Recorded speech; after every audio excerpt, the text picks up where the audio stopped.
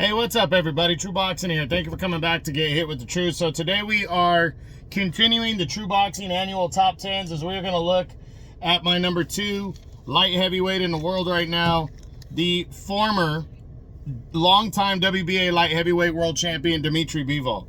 Now, before we get into that, if you could smash the like button, leave a comment, or subscribe to the channel. I really do appreciate any and all support that I can get as I continue to build my channel here. So Dmitry Bivol is, you know, he was coming into the year. He entered the year at number 1, but again, it was razor thin between him and Beterbiev. They were right there neck and neck. Finally, after years of dancing around each other, Turkey Al-Sheikh got their fight done and ready to go and finalized.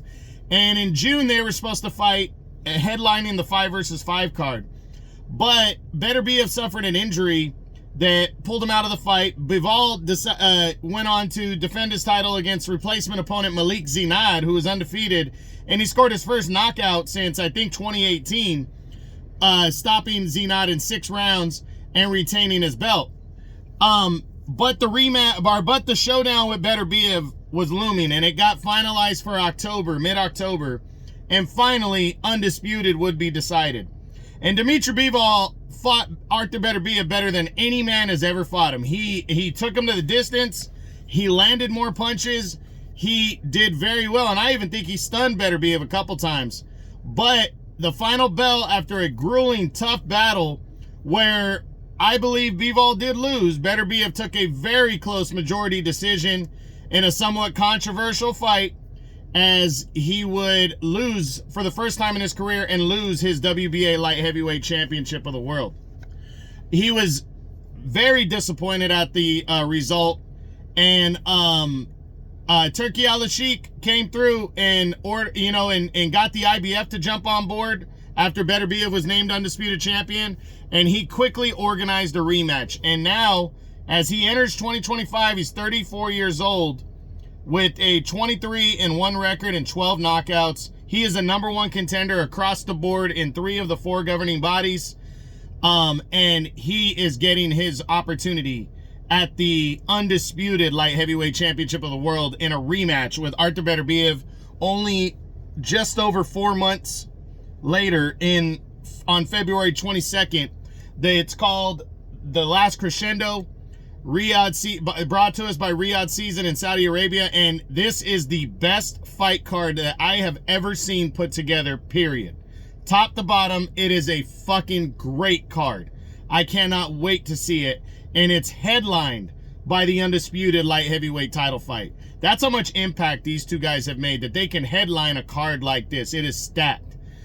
And Dmitry Bivol has his chance to avenge his only pro loss and become undisputed champion.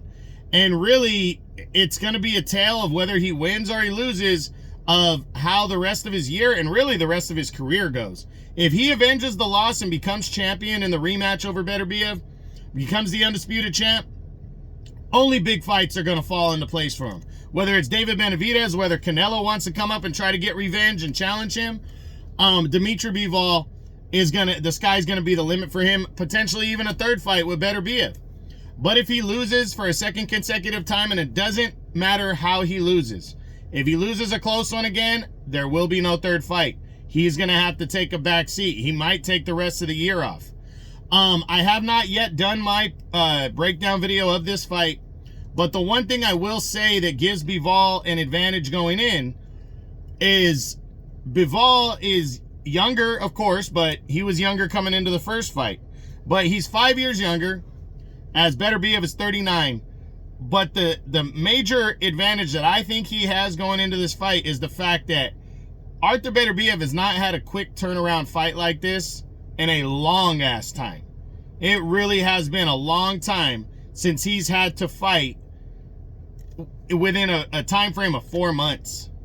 And he, look at his fights coming in. He took 9 months off in between his fights last year, between Anthony Yarde and, Callum Smith and Bivol. Prior to the Callum Smith fight, he hadn't fought in a year since he beat Anthony Yarde. And I think that year before, I know he had fought 7 months prior when he destroyed Joe Smith Jr. in 2 rounds, but Beterbiev has not been extremely active. And we know he doesn't go the distance a ton.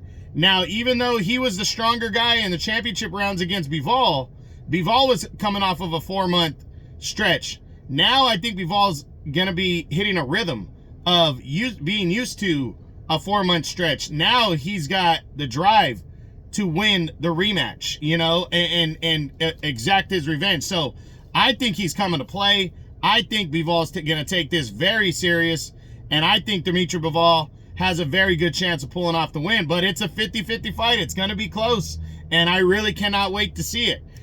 It tops, like I said, the best fight card I've ever seen put together. So that is it. That is what I got. That is my number 2 light heavyweight in the world right now at 175 pounds, the former longtime WBA light heavyweight champion, Dmitry Bivol, as the True Boxing annual top 10s continue. I hope you enjoyed the video. If you did, smash the like button, leave a comment, or subscribe to the channel. I appreciate any and all support. This is True Boxing, and you've been hit with the truth.